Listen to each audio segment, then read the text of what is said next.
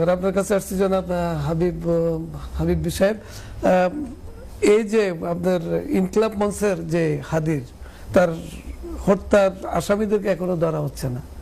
এবার আইন শৃঙ্খলা পরিস্থিতির বিষয়ে আপনাদের একজন হিউম্যান রাইটস নিয়ে কাজ করেন, আপনার মতামত কি? আমি যেটা মনে করি যে এখানে তিনটা পক্ষ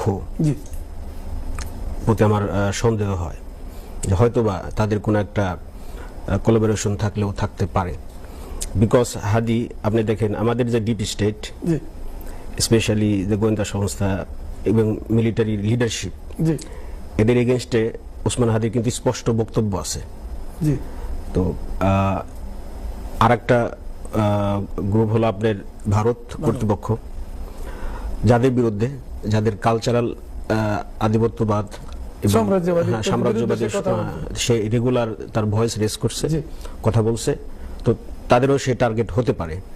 and of course Awami League, তো তাদেরকে এই জুলাইয়ের সৈনিকেরাই এদেরকে বিদায় করেছেন।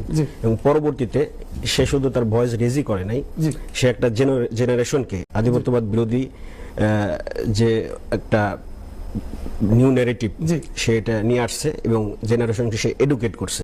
আর এই দেখেন এই তিনটা গ্রুপই এদের কিন্তু আপনার প্রশাসন থেকে শুরু করে সব জায়গায় হোল্ড এখনো স্টিল রয়ে গেছে। এই কারণে আমি মনে করি যে হয়তোবা তার খুনিদেরকে বের করা যাচ্ছে না। ধন্যবাদ আপনাকে।